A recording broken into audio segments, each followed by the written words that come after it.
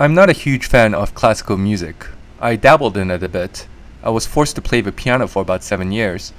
I appreciate certain pieces, but by no means am I a connoisseur, nor do I. Well, let's just say I don't know shit about it. So what I'm about to say is probably going to sound extremely ignorant, but I believe that the best interpretation of Sibelius's violin concerto is by my friend, and I'm going to make up a name, Joseph Kwang. He's pretty much a nobody in the whole scheme of things. He's a second violinist for a pretty well-known orchestra, so he's not exactly a nobody. But it's not like he's David Oistrakh or Isaac Stern or even Anna-Sophie Mutter.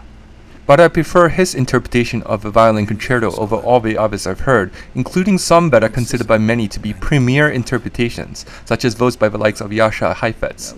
And the reason I prefer my friend's interpretation over all the others isn't because of artistic merit or some other shit I don't understand. It's purely because his was the first I heard. He had a Master of Music in Violin graduation recital about 10 years ago, and he invited me to come. And because I had nothing better to do than dig into my nails for those hard-to-reach toe cheese, I decided to attend. That was the first time I heard Sibelius's violin concerto, and he played the shit out of it. I unequivocally love his performance. I listened to a copy of his performance over and over again. I've tried listening to other recordings from more famous violinists, but none have compared favorably to his. And probably not a single person in the world would agree with me, and that's fine. So lasting are first impressions. So strong of an imprint and my notion of how Sibelius's violin concerto ought to sound like, that Paganini could rise from the dead and treat me to a private performance, and I would poo-poo it as second rate. I think that's the same thing with the Italian Mafia. I grew up watching Italian gangster movies. Some of my earliest favorite movies, ever since I started watching movies religiously, were Godfather and Godfather 2 and Goodfellas. So it's no surprise that I feel Italian mob stories have a certain mystique to them, that they interest me more than, say, Russian mob stories. I mention this mainly because I want to make clear that my view on the game Mafia 2 is extremely subjective. And though all video game reviews are inherently subjective to a degree, it may be more so for this review because not everyone will find the things I found interesting with the game interesting. And Mafia 2 is one of those games whose appeal is kind of hard to explain or quantify. The gunplay is quite decent, but it's no fear. The driving is pretty fun, but it's no grid. The story is well told, but it's no Half-Life 2 Episode 2. And for those that love to drive around and pick up hookers and play silly minigames and listen to radio stations and beat up NPCs for no good reason, the GTA series clearly outclasses Mafia 2. You can see it in the way NPCs move and behave, and how little there is to do in Mafia 2 compared to the GTA series. Not saying that there is a whole lot to do in the GTA series, the description I gave above is pretty much all the things you can do, but hey, it's still substantial compared to the limited driving around and beating up NPCs freedom you find in Mafia 2. But there's something about Mafia 2 that sucks me in like no other open world game has done thus far.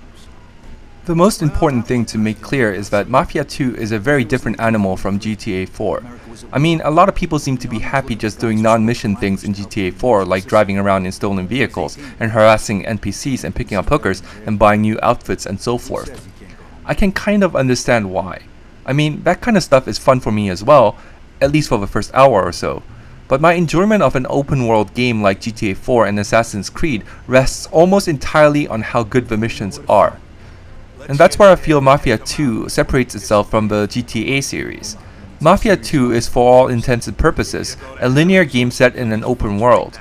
It is so linear, in fact, that you could easily take the world and break it into smaller pieces and just have the missions take place in separate, distinct levels that are not connected to each other. For example, one mission takes place in a Chinese restaurant. They could have easily just designed the Chinese restaurant as a separate entity and plop your character there at the start of a mission and then relocate your character to the next area at the conclusion of the mission. But the developers of Mafia 2 designed the entire city in which the game takes place, and I think that's part of the game's charm. Considering all they needed to do to develop such a linear game, they went above and beyond to create as holistic and authentic an experience as possible. The linear gameplay is mostly due to the story that drives the game forward, and it drives it pretty hard like a heavy hauler at 90 miles per hour. You don't have all that much time to pause and look around, which works well for the game since the open world environment isn't fully realized. But I feel it would be a little unfair to criticize the game for this, because no open world game is all that fully realized. I mean, the things you can do in an open world basically boils down to harassing NPCs and enjoying the scenery. But Mafia 2's world is a lot less realized than, say, GTA 4's world. You'll notice reiteration of the same basic models of NPC types almost immediately. Radio stations are limited to 3 channels, which may be realistic for its time, but you'll also quickly notice that the songs start to loop after 15 minutes or so. It's these little things that make GTA 4's world seem that much bigger and more realized than Mafia 2's. But as I stated before, Mafia 2 is a whole different animal. Yes, technically, you could pause and go about doing things other than missions, and these shortcomings will come into view quite readily.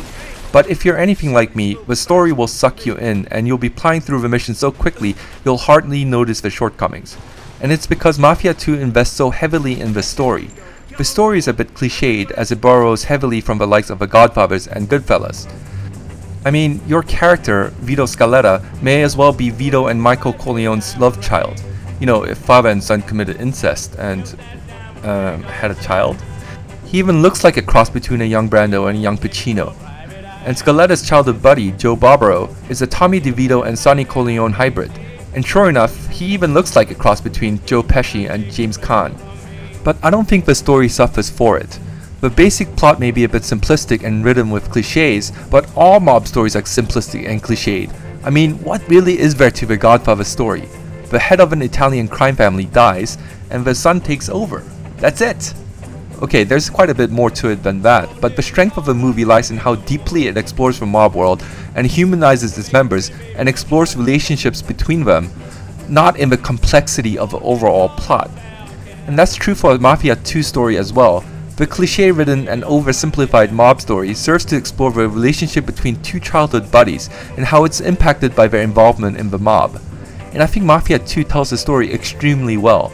From the overall plot to little details in the game, Mafia 2's world seems authentic and complete and believable. The game is broken into 15 chapters, and each chapter deals with a subplot that's connected to the overall plot. In the beginning of a chapter, you get a phone call or are visited by someone and you're told what to do. And it might be something simple like, hey, go to A and steal X, or go to B and kill Y. But everything has a backstory and there is a sense of purpose to every mission. Yeah, you go to B and kill Y, but that's cause B is the bathtub in which your sister slipped 30 years ago and shattered the glass shower door and cut open a femoral artery and bled to death, and Y just happens to look exactly like your sister. Okay, that's not part of the story, but you get the idea.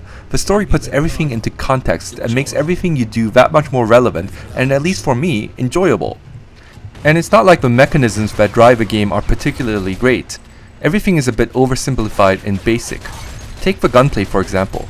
It basically consists of taking cover and shooting.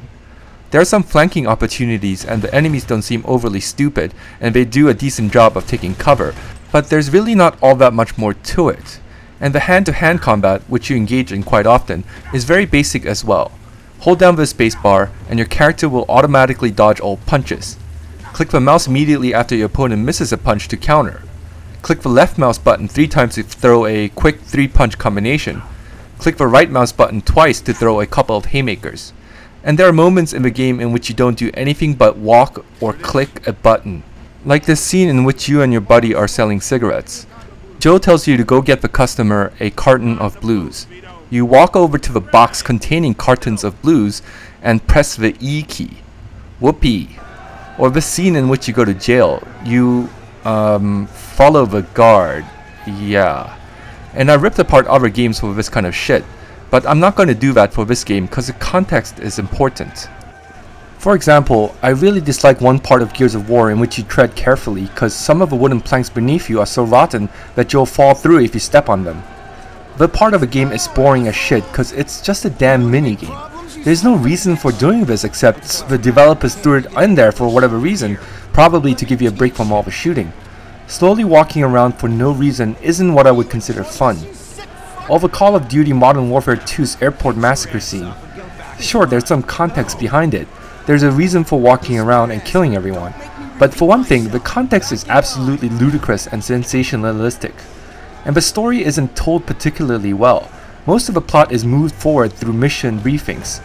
When you're doing boring ass shit like walking around, I feel that it's important for a game to mask what you're doing by providing you something else to focus on. And Mafia 2 does a great job of keeping you focused on the story. Like the cigarette selling scene I mentioned earlier, yeah, there's very little input from your end, but it's important to the overall story. You've had some rotten luck and were under extreme duress in the past few missions, and you and your buddy are finally afforded a nice relaxing day in which you sell merchandise and earn some easy money. In the going to prison scene, your character is at a crossroad. His life of crime hasn't been very fruitful thus far, and now he's in jail facing 10 years of hard time, and the environment, with all the unruly prisoners heckling at you, is kind of disarming and helps you understand the gravity of the situation. Perhaps all the individual mechanisms aren't particularly great. There are better shooters, there are better fighting games, there are better driving games, but within the context of the story, if you find the story as engrossing and are personally invested in it as I was, it's easy to play along and enjoy the game. The driving is by far the best implemented gameplay mechanism in the game. No, it's not comparable to Grid or Dirt 2 or some other pure arcade driving simulation, but it is quite good. I'm not going to get into detail, but there are two things that make the driving quite enjoyable. One, the cars handle quite well, all things considered. They don't skid around in a manner that seems unrealistic, and perhaps more importantly, the roads are extra big. I don't know if this is a deliberate design by the developers, but it serves the game well because there's nothing more frustrating than being stuck behind slow drivers when you want to get to point B as quickly as possible, or crashing into things all the time because the margin for error is too damn small. There's always just enough space in a 2-lane road between two cars to squeeze by. And this may be unrealistic and turn off some people, but I found it liberating because there aren't many things as fun as weaving in and out of traffic, in real life or in games. 2. The drivers on the road aren't complete morons. You don't see them bump into each other as often as you do in other games, for example. And they seem pretty good about avoiding you and getting out of your way. If you follow someone too closely, he or she will slow down and pull over to the side just like a real driver might. These things may not be much, but they all serve one purpose: to make the driving as minimally frustrating as possible. And it works. The driving is quite fun. And thankfully so, because you spend an awful amount of time driving from one place to another. And though you don't have much leeway to explore the city on your own if you're following the story, you do pretty much visit the entire city just from doing the missions, and it's a wonderful city to explore. The graphics are gorgeous and the world exudes character. And the developers put in little details throughout the game that I find makes the world more believable and authentic, like the cleaning lady in the hallway of your apartment building. At one point you catch her eavesdropping on your neighbors and your character asks her, "Nothing good on TV?" Or that you can talk to certain characters that you run into on the street since you're from the neighborhood and some of them know you or know your parents. Though you don't actually have any control over the conversation, and all you're doing is walking up to someone and listening in on the conversation that is triggered automatically, it does at least give the illusion that the NPCs on the street aren't just scripted to walk around the block a gazillion times. And for most of the driving sequences, you have at least one passenger along for the ride, and the characters talk from point A all the way to point B, which further helps develop the characters and their relationship and helps fight the boredom of the road, so to speak. They are all scripted events, but they add authenticity to the world and a measure of depth to the overall story. Now, a lot of what I conveyed in this review may not be applicable to others. My review may be a bit too subjective. But if you're anything like me and love stories about the Italian Mafia, you'll most likely overlook all the shortcomings of a game and enjoy playing the game for what it is, which is a linear action game driven by its story, and not harp on the game for what it isn't. It's not GTA 4, it's not Fear, it's not Grid, and it's not Street Fighter 4, but it's pretty damn entertaining nevertheless. Tell us I'm gonna splatter your yellow brains all over this fucking room. If I told you, I'd be dead anyway. Fine, your choice. Are you crazy? What you wanna do, let him go or something? We could have gotten more out of him. Fuck that, he wouldn't have said nothing. These bastards are tough. Let's just get the hell out of here before the cops come.